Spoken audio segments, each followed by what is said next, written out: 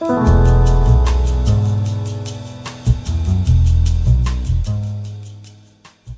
everybody, and welcome to today's Cosmic Chat with Debbie Sugarbaker. I am so excited to be here with you this morning, this afternoon, this evening, wherever you are on the planet. And it is my true honor that I'm going to have a very special guest here, Lorie, who is a spiritual thought leader and an author. Actually, her book, The Divine Design, just came out yesterday. So I'm so excited to bring her on to the Cosmic Chats, and we're gonna just discuss a plethora of deep concepts, and already I just spoke with her, transmit a beautiful energy that can boost your life and give you different insights on how you can move through whatever may be challenging you. So I'm gonna add Lorie, and we're gonna get started right away. Thank you so much to everybody who is joining. Hi, Lorie. Hi. It's so wonderful to connect with you. It's good to be here. I know that your book, we'll get to it, but it's really interesting because I wasn't planning on this when you and I decided to have this chat, but I'm actually in Jerusalem, which some people consider kind of like a big energy portal for the world. It contains the holiest sites for the three major religions and a lot of other religions. So there's just a lot of spiritual energy, and I find it very interesting that we're connecting, and it was totally unplanned that I'm here. I know we didn't plan on, hey, let's do it around your book launch. It just so happened that it's the day after, so I love how it all works out. If we let go of control, right? The universe always kind of shows us, like, the divine perfection of it all. So yeah, and Jerusalem is a powerful place on the planet, and I think it's reactivating, kind of recharging almost its energies as it's designed to. Exactly. Yeah, there's a lot that happened on that land. Thousands. A lot of heart energy. Yeah. So as I mentioned, most people, you probably know Lorie. Lorie is a spiritual thought leader and an author, and she also has a Patreon group and an online community and an upcoming retreat, which I'll mention at the end of the interview. But why don't we just get started? Yay! Okay, I'm ready. I'm excited. So, Lorie, how did you get into, one of the questions that I always like to ask people who come on the Cosmic Chats is, how did you get into your work? Because usually the people that I interview, they're channels, they're healers, even doctors, functional medicine doctors, people who are thinking about things differently, business leaders who are thinking about things differently. Everybody that I've spoken to, and this is true probably for most human beings, there's something that happens maybe when you were a child, or did you have a knowing that anything about your path, your role in this world as this spiritual catalyst? Yeah, when I was, I guess, probably around 12 or 13, I started to have this awareness or this knowingness that I had a purpose on this mission, on this planet. Like, I was here to assist humanity in what we called back then, or what I called back then, this ascension process, this elevation, this movement from lower states of consciousness to higher states of consciousness.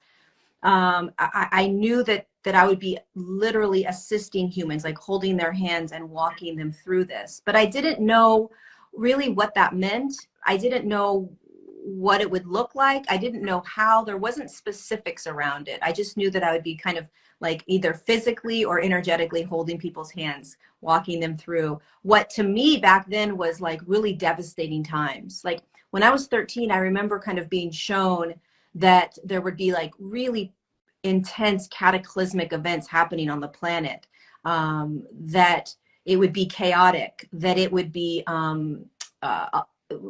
a lot of chaos, that people would be, quote unquote, leaving the planet. And so there were these underlying kind of descriptions that were shown to me of how this would look. But I was 13 and I was like, I just want to be a kid. And like, I don't like, this is too much.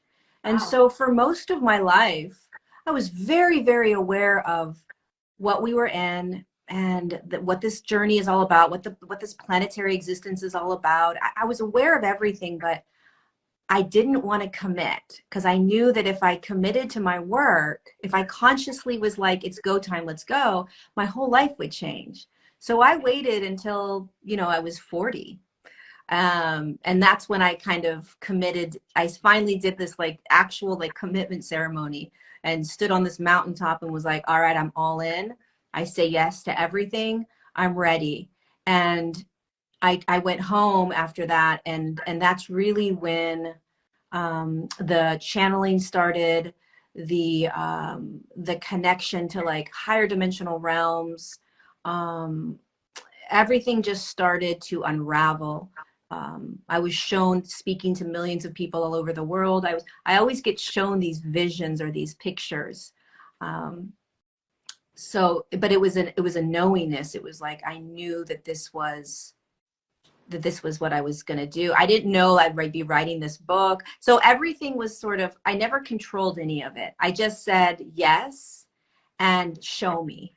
Yes, show me. Yes, show me. And that's how everything unraveled. I didn't want to be a channeler. I wasn't like, I'm now going to be a channeler. Like it just was like, go close your eyes and start meditating. And then I would hear these voices that were definitely not in me, right? It was like, this is coming from something outside of me trying to communicate to me.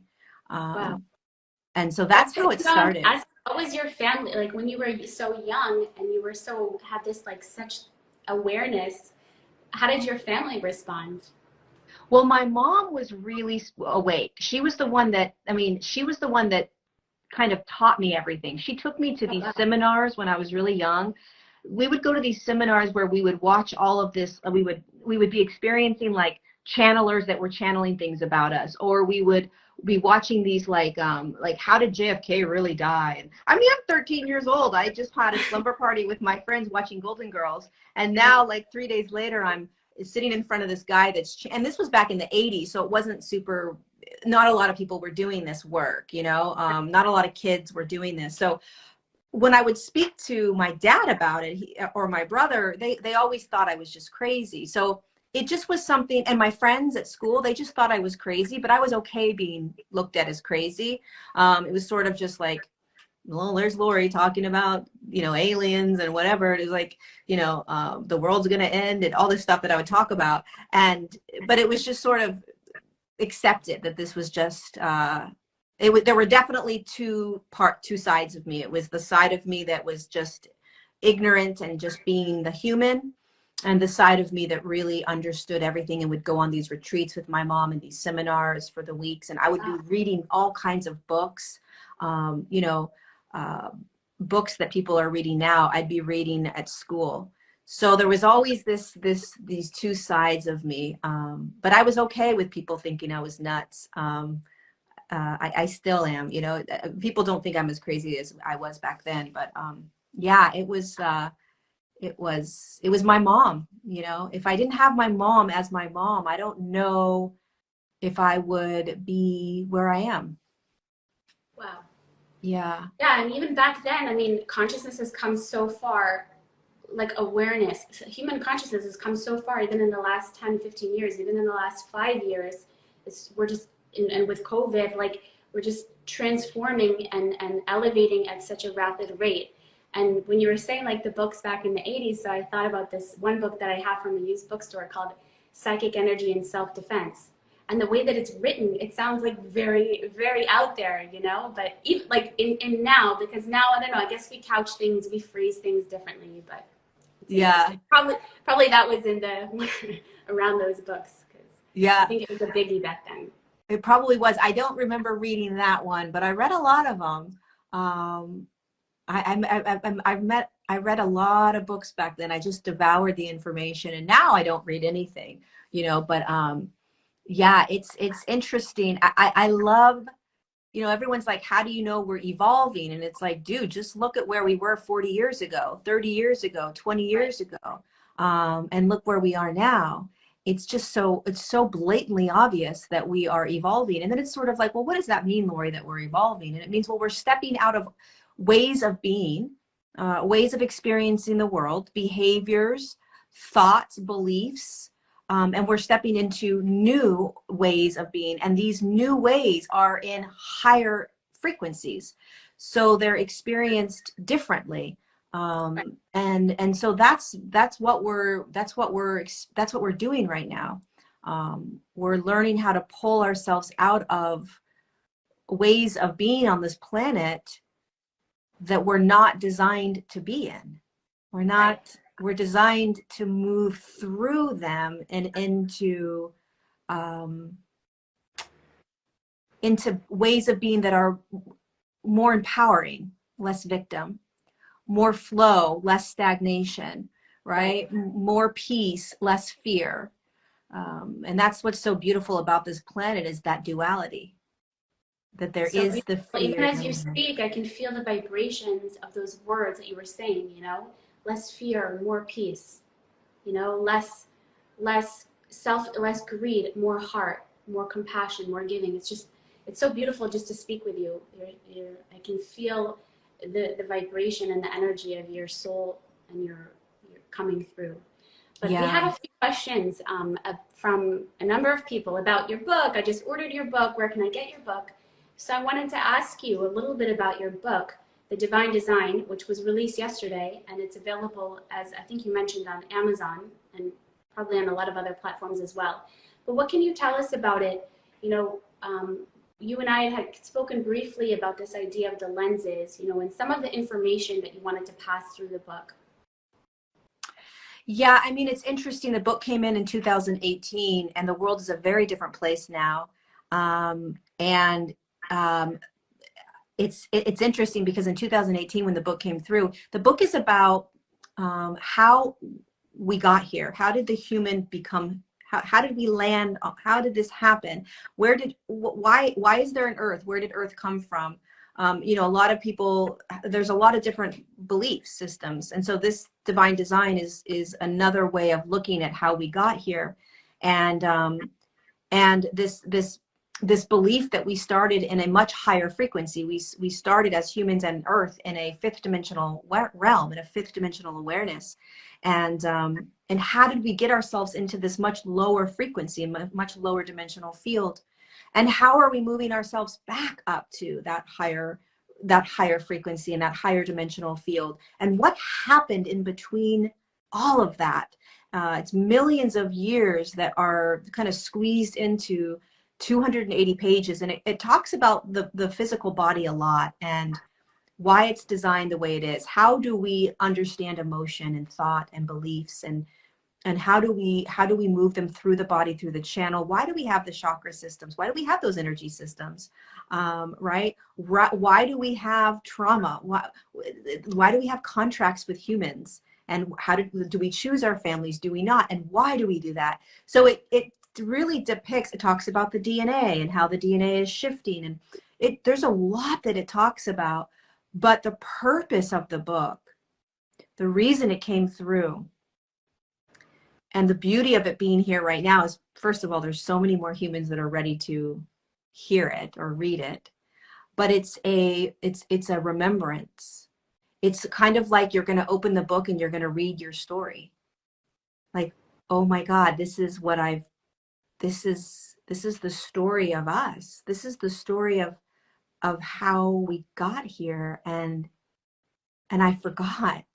And oh my God, there's people will start to read it and they'll just start crying, and they don't know why they're crying. It's because you're remembering, and you don't even realize that you forgot, right? So it's this really powerful, deep remembrance that happens on a cellular level, and that's why I didn't stop. I really wanted to stop writing this book many times. It broke me.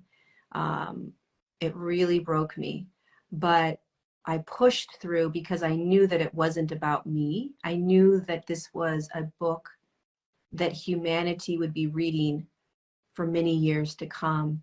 And the people that have read it, they read it, they finish it, and then they read it again. And it's like, how many times have you read the book? They're like 4 times. I'm like, holy shit.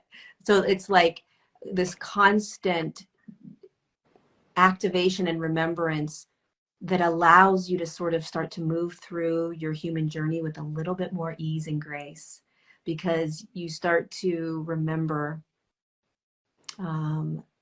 that you're okay, that there's this, it's kind of like what a religion does, right? The reason people love religion so much is that it allows them to see that there is a bigger picture, that there is something else kind of holding them or assisting them. And this book is sort of our a tool for us to remind us of our story. And that's the best way that I can describe it. And it's either going to resonate or not resonate, but it's the perfect time. You know, I was told by my guide, it's pretty interesting what they told me. Like 3 weeks ago, they said, all right, Lorie, so this book is, millions will read it, but it's not going to have the impact it's designed to have until like 30 years from now. And I was like, excuse me? What? Yeah. Hold on a second. After all of that, wait. I've ghostwritten books and worked on books, and when you said like it's a labor, it really is. It's like birthing something through your consciousness, and sometimes it can feel so heavy because every waking moment, even if you're not working on it, you feel it right here energetically until it comes through you. So I can definitely relate, and you know it takes a lot to complete a book.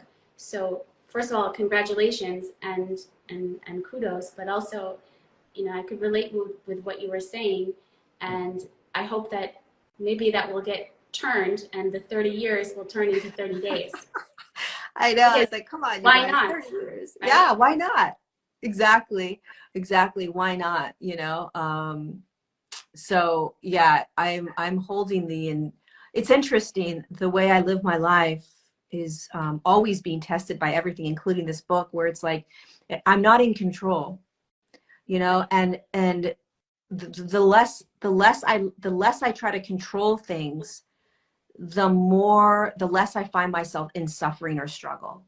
So, which means that I have to let go of any sort of attached desire that I have while I still recognize that desire. Do you know what I mean?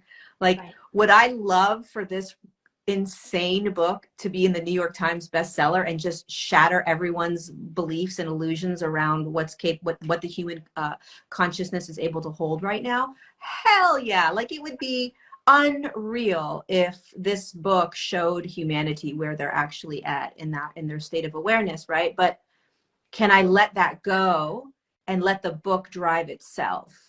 Yes. Right. And I think that is what we're being asked in our life in general. Right? Yeah. Anyway, books usually have, it's like its own entity. It's like you're working with an entity when you're bringing it through, and then it's like it has a life of its own. Yeah. And all the souls that it's going to touch. And already I'm seeing, you know, people who were, I see you in the comments who are saying, you know, I was reading it, I cried several times while they were reading it, you know, and what you were saying about the power of kind of like each one of us at any moment in time, we have different struggles. Maybe, you know, we hold a lot of trauma, a lot of, you know, I also have studied theta healing, and we talk about how you know, all these energetic imprints that we pick up from the time we're little. So anytime, like at any moment in time, we can have so much going on, so many challenges. So then to come up across a book and a vibration like that can just kind of melt some of that and bring you into a higher awareness of your current state is such a blessing. So may this book be such a blessing for many people. Yeah, it's definitely outside of language. Do you know what I mean? Like it's words and it's written, but it's deeper than that. It's deeper than that. So, you know, hands off the wheel. I have a question about your guides. Like, as you were speaking about that, do you know them by like, do you know how many you have? How do you, I'm Yeah. so interested. Yeah. So it's interesting because when I first started channeling back in 2018, no, I'm sorry, not 2018, 2016. These beings came in that they were like fifth dimensional beings, right? And they were formed, they had form. And they actually were from like inner earth. So they were in these like in this like inner earth sort of realm dimension. But they were definitely I didn't see them physically like a cup, okay? But when I closed my eyes, they would be standing in front of me on an energetic level. So it's almost like when you use your imagination, right? Everything is energy, and if you're capable of sort of seeing that energy, you'll start to see more of a form. But I think that it can be very deceptive when people say, I saw these beings, and it's like, well, you didn't, they're not actually physical. Most higher dimensional beings can't actually physically present themselves. So it's this weird illusion, right? But they were more of a fifth dimensional frequency, and I would start seeing them and connecting with them, and they would show me things. And that's basically where how it started. And then I would be doing these sessions with people, and these really high frequency light beings would come in, and they would enter into the space, and they'd be behind the human's field. And I'm like, I would tap into the energy, and I would be able to dissect the energy, like, oh, that's a Palladian energy, or that's an Arcturian energy, or so I would play with the energy of it. But it wasn't until 2018, when I was in Machu Picchu, when the book was downloaded, that I connected to my guides, which are the ones that are always around me, that are very much out. It's very much an external voice. And my guides and the ones that downloaded this book they're from the Galactic Federation of Light. And I had never really, I've heard of that in 2018, but I never really did much. I didn't know anything about these beings and any of that. And there's 12 of them that I connect with. And they are, the best way that I could describe it is, there's one specific one that's always kind of leading and connecting with me. And if I close my eyes and connect from this internal lens, I can see there's a more of like a physical form, but it's very light. It's a very light form. And they're not the friendliest, meaning like they're very serious. It's very much like, this is what you're doing, this is what's next, this is, you've got this, you're great.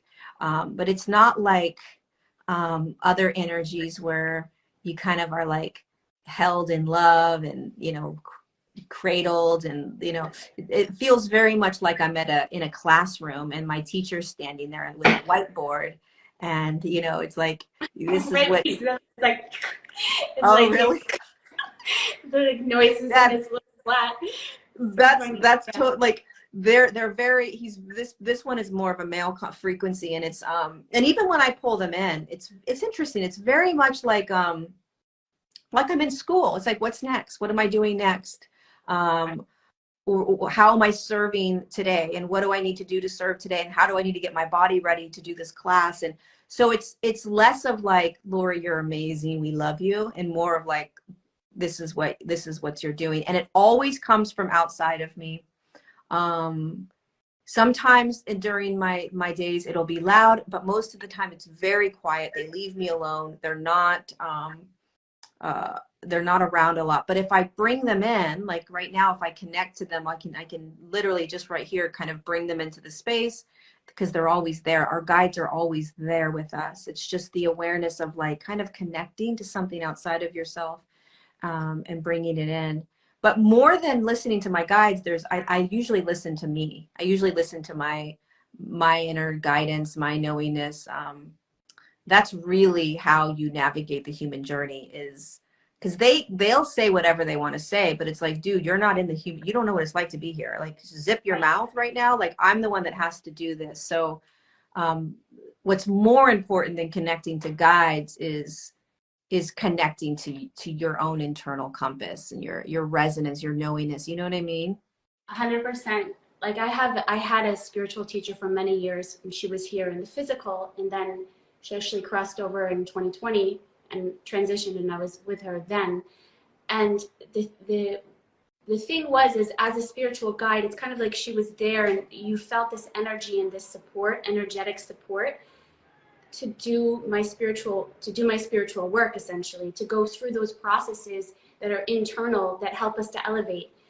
But it's like I understood from her, and it's actually something that she spoke about often, is that you don't want to take away, you can't take away somebody's process, because each one of us, like, it's kind of like you're denying the power of that soul, because each one of us has so much power inside of us to go through our own process and to go through our challenges and to find and be resourceful and find what we need, because inevitably that's how we become strong, and that's how we grow, and that's how we, become the shiny being, like, for example, how you are now, influencing so many people. I'm sure that your road wasn't always easy, but that you were able to overcome those challenges inside.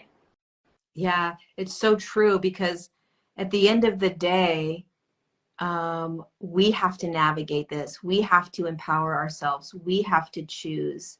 I think a lot of times we outsource.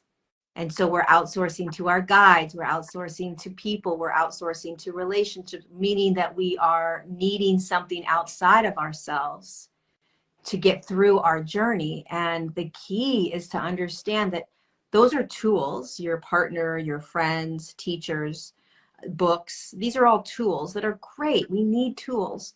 But if we are outsourcing, like we have to have that in order to be able to do this, then we're going to be in a lot of trouble, right? Because it's about coming back in and learning how to trust yourself before anyone else, right? Totally. Trust your voice, trust your feelings, trust you before the rest of the world. And even your guides, like, listen, my guides will tell me to do things and I'm like, zip it. Yeah. Or you pull Right. out the tarot and you get like, and then you're like, but sometimes recently, like, it hasn't even been really working for me, because that's really, the universe is like, nope, stop trying to outsource. Nope, don't try to or outsource.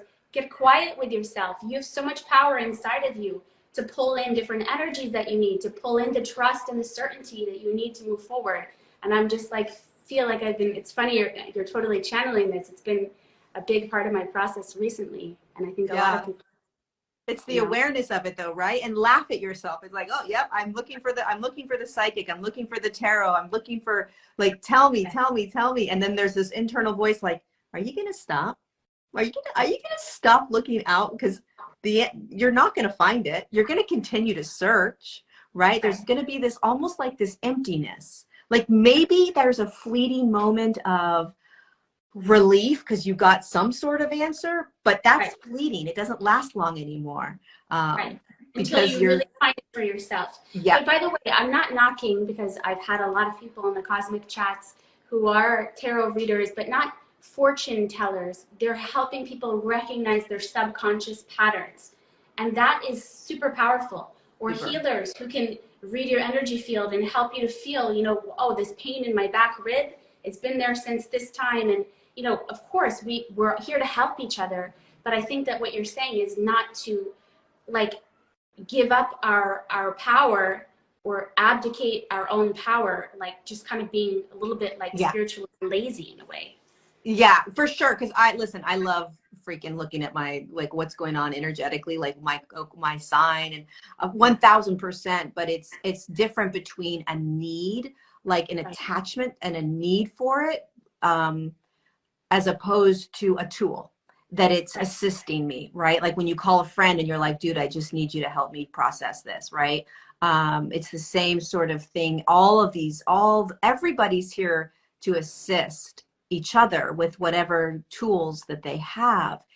And we are here to remember that at the end of the day, if you are not aware of the fact that the buck stops with you, right? Like you are the one choosing, you're the one deciding. If somebody tells you something, is that what you are choosing?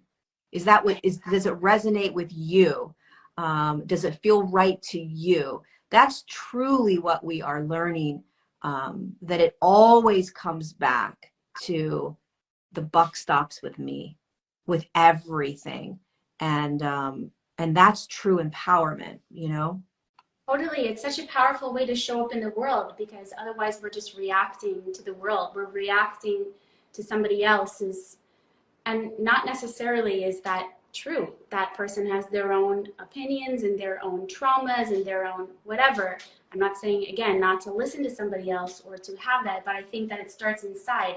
If I'm coming from a place where I'm empowered and I'm willing to, check in with myself, and I've developed a relationship with myself enough that I can, and my soul, and developed a relationship with my own soul and higher self enough, then from that empowered place, of course, the creator, the universe, whatever you call it, can speak to us through people, through this, through a movie even. Sometimes I watch movies and I'm like, by the way, like Passengers. I don't know if you've seen Passengers. It's a really good, it's kind of like an old, a little bit cheesy movie, but it's with Anne Hathaway.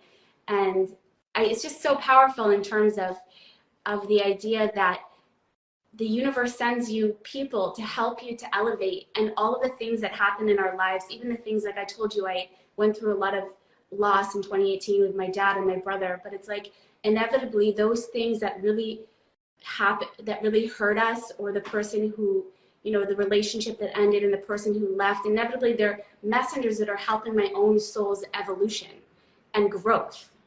And that movie, Passengers, it's a little cheesy, but it's a great one if anybody I've wants never heard of it. I'm going to have to look it up. Passengers. With Anne Hathaway, yeah. I'm going to make a note. Yeah, I love when movies come on and you're like, got it. Got it. Yeah, that was kind of the message that came through that one for me.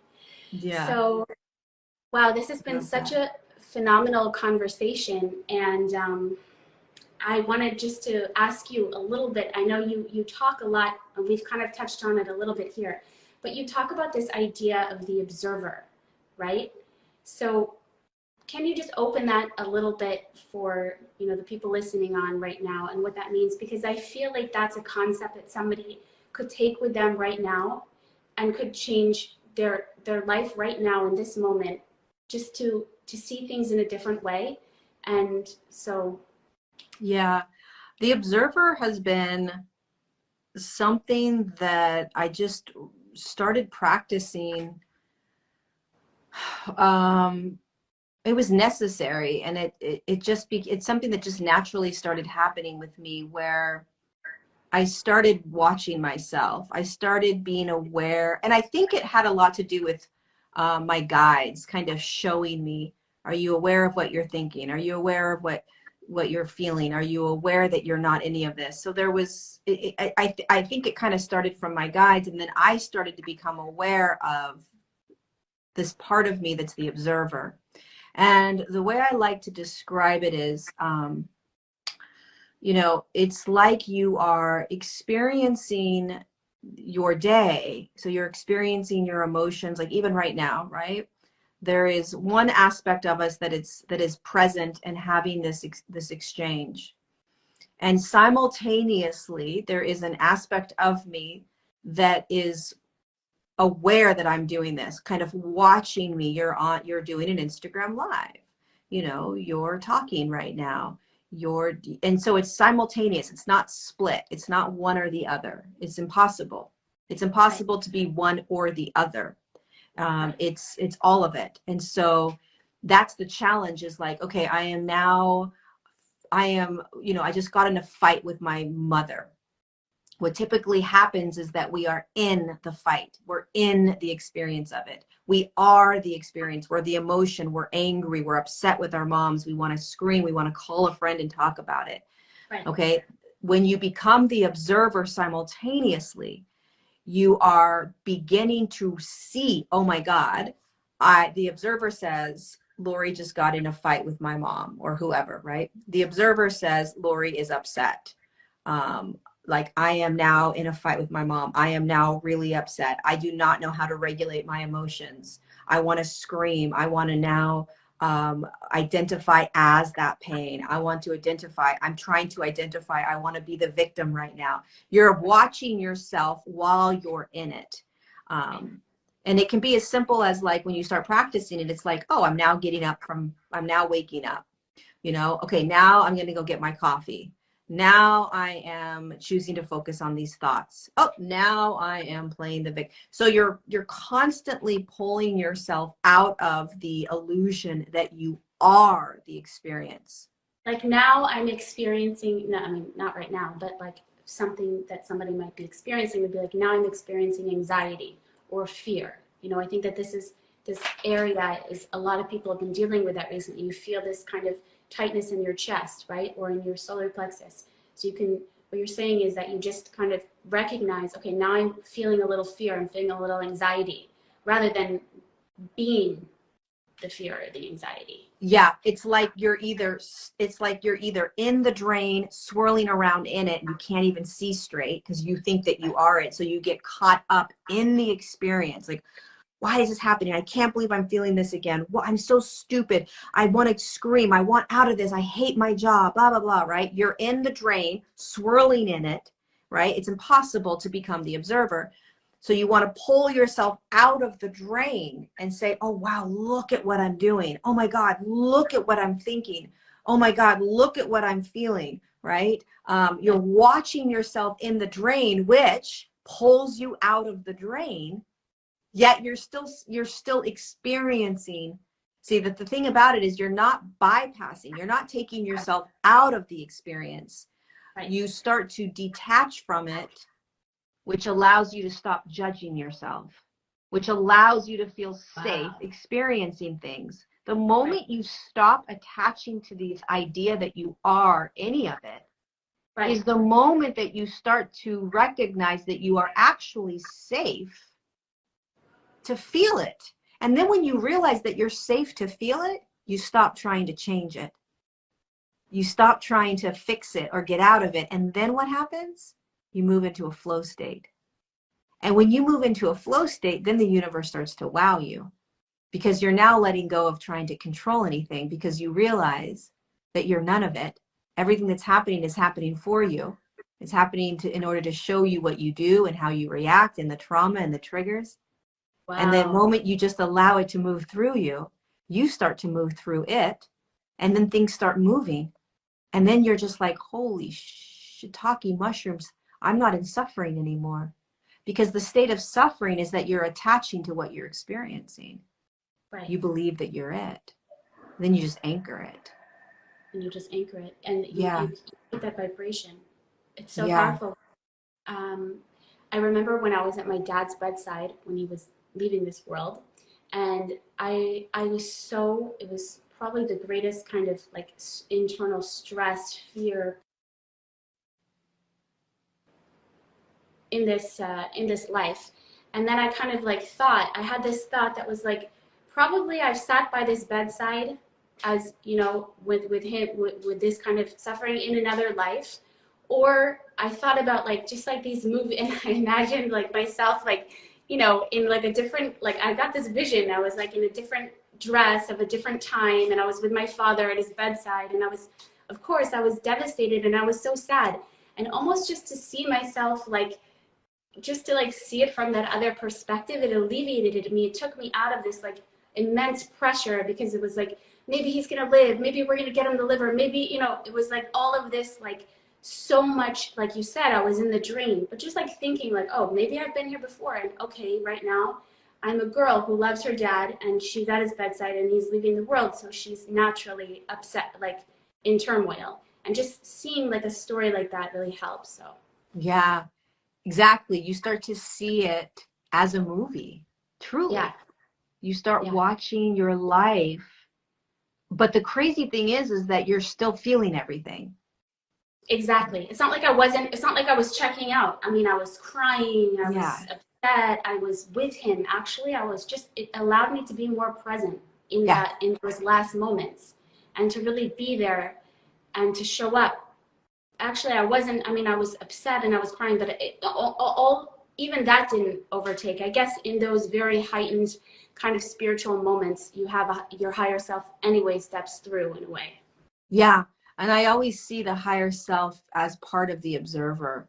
Like it's all okay. You're okay. You don't need to judge. You don't need to attach.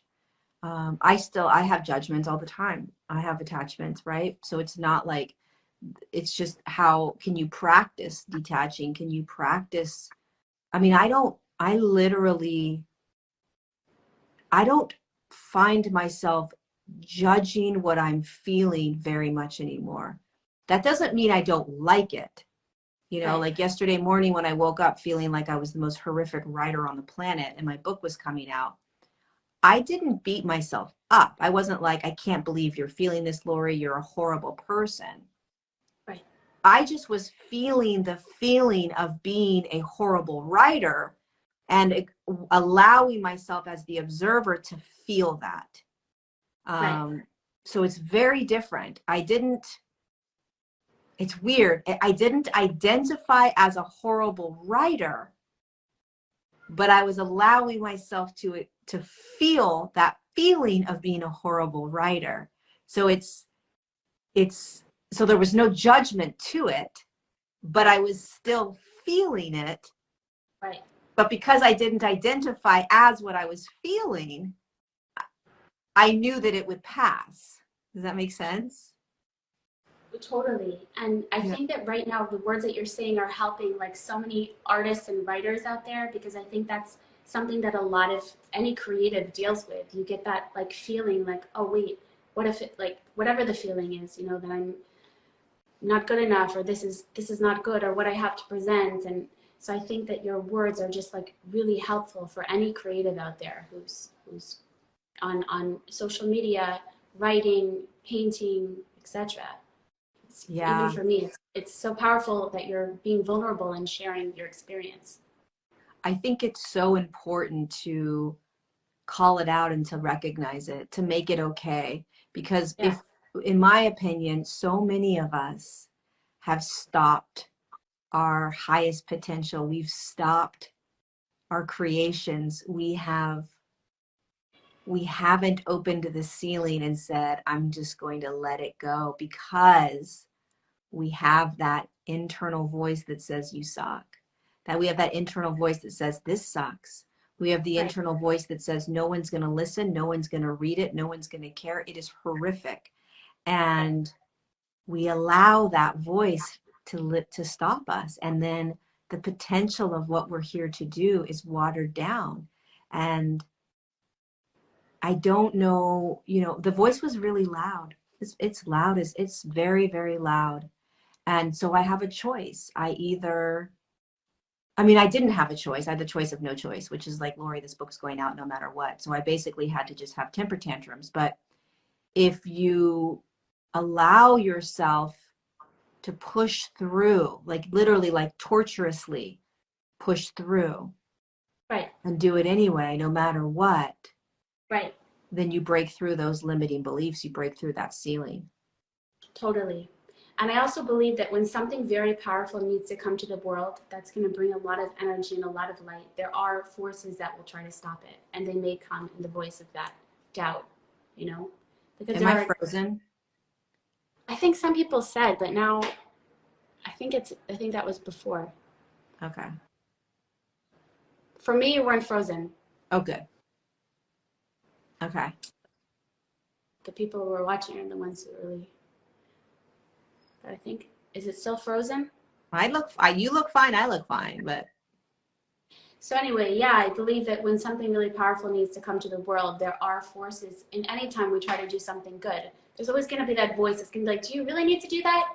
Do do you really owe that person that? Any sort of giving, any sort of like good deed or light that is going to come. I always think that there's that force that's going to challenge us in this realm, in this absolutely. realm, because that's part of our work here is to keep going anyway. And then we get so much more energy. I mean, probably on the other side, there is no challenge like that. Everything is complete peace. You think of thought and love, and there is no need for like. It's kind of like the negativity gives us a chance to become who we need to be. Kind of like playing a basketball game. If you don't have an opponent, you're not going to become like Michael Jordan. Exactly. That's what's so great about remembering what a gift this human journey is Yeah. starting to see the illusion. Right. And it's not easy, but Right. the more we practice pushing through the fears, pushing through the resistance, pushing through the powerful insecure thoughts that come in. And the way that you push through it is you got to be honest. You got to say, this is how I'm feeling. This is what I'm thinking. You got to be honest about it. That's the first thing. And then you got to feel it. That's the second thing. And then you got to recognize that it's not true. Right. You got to choose. Are you going to choose to continue to believe it? Or are you going to bow to it and be like, dude, you're badass. You're a loud voice. And I'm giving you credit for that. Now, what do I need to do to move through it? You know, for me, I had to call my brother, you know, I had to call my friends, and it was just like, hey, can you remind me again that this isn't true? Can you remind me? I remember 2 nights ago when I told my brother, you know, that I'm pretty sure this book sucks and is written by a kindergartner.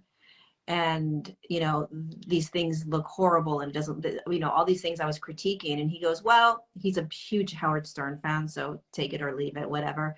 But he was like, oh my gosh, I haven't thought of Howard Stern in like such a long time, but he used to be on the radio on Kiss 108, I think, in Boston. It's so random.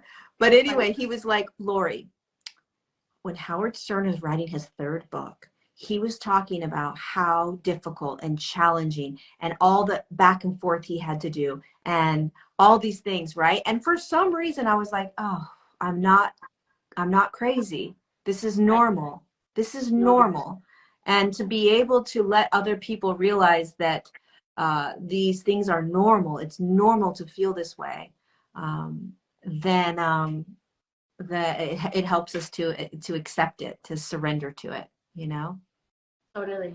Apparently, so people were saying that it was frozen, but it was more like a rainbow aura as you were speaking, which is really interesting. Dude, it's been happening when I went live about an hour and a half ago. I never freeze. I never, like, my Instagram's always good. I'm on like really good connection, and it was freezing. It was doing all kinds of weird stuff. So, you know, who knows? Crazy. Yeah. It's probably you were talking about the book, so maybe it's some of the vibes from the book coming through. Yeah, it's gotta be, because, you know, it's never happened before. So yeah, it's really interesting. So, Lorie, it's been an absolute pleasure to have you here on the Cosmic Chats. I was wondering if there's any final message that you feel is coming through for anybody who is watching this now or anybody who will watch it in the future. Is there something that you feel to share? Yeah, I mean, I think right now, the more that we can allow ourselves to be present with what is arising with us, right? To be present with what we're feeling, to allow ourselves to feel it, to be the observer of what we're feeling, and to remember that everything, every single thing that you are experiencing, you're moving through. So there's movement all the time. You are not stuck or stagnant in anything. And so trying to hold that in your awareness. I'm safe to feel everything. I'm going to observe myself as I'm feeling it. And everything that I'm in is movement. Everything I'm experiencing, I am moving through. And those 3 things will literally shift your life. It will slowly start to shift your life. Feel everything, because everything that's arising in front of you is an opportunity. Observe it if you can. I'm feeling this, I'm feeling this, I'm feeling this. And then remember that you're moving through it all. There's movement. There's always, I am moving through a horrible job. You know, I am moving through depression. I am moving through grief. I'm moving. And it will help you actually move through it. Wow. Yeah. So beautiful. And just sending that energy out to anyone who is in that depression or that grief, because those energies are feel particularly frozen. Yeah. just sending Yeah. the light from this conversation, because I feel like there's just such a beautiful energy here with us. Yeah. Yeah, for sure. Wow, it's powerful. Thank you so much. And I wanted to let everybody know that Lorie is going to be having a retreat, right? A retreat coming up November 4th, 5th, and 6th. And where is it going to be? It's going to be in Sedona. And we're still confirming all Another the, what was that? Another portal. Yeah. So we're confirming all the details. So it'll be by the end of this month, we'll have all the details and you can purchase your ticket. It'll be virtual and in person. So yeah, November 4th, 5th, and 6th. And then I'm going to be in person doing a book signing September 17th in Santa Monica. And the details are on my website as well. So that'll be a lot of fun. Oh, wow, Yeah. that's amazing. Yeah. Anybody in LA area? Yeah. If I'm in town, I will love to be there. Oh, do you live in LA? Yeah. Oh, okay, cool. Yeah, if you're in town, come by. Yeah, I would totally love to. And you're also in California, right? Yeah, Northern California. Yeah. And did you grow up in California also? I grew up in Hermosa Beach. Ah, okay.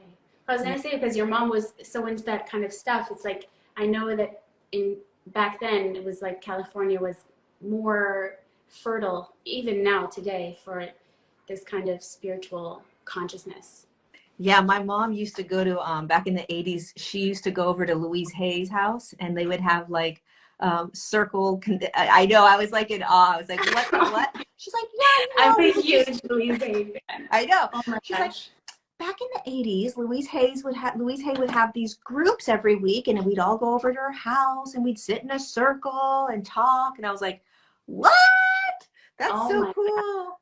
Yeah. Well, So yeah. crazy that my spiritual teacher, her name was Karen Berg. She was actually the founder and director of the Kabbalah Center, but she always loved Louise Hay too. Yeah. So it's just interesting how we're all connecting these different stories, you know? Yeah. She knew her personally. Yeah. And did you get to meet her, or? No. That would have been cool. Only a thought, and a thought can be changed. Thank you. Exactly. Louise. Yeah. Well, thank you again so much. It's been my complete honor and joy to spend and to be able to interview you. And thank you so much to everybody who joined, and wishing you a lot of love and light and peace on your way. Thanks, Debbie. Thanks for having me. And thank you guys for joining and for watching this live or on the replay. We're doing it. We're doing it. We're doing it. And all the blessings for your book. Thank you so much. Thank you. Appreciate that. Thanks.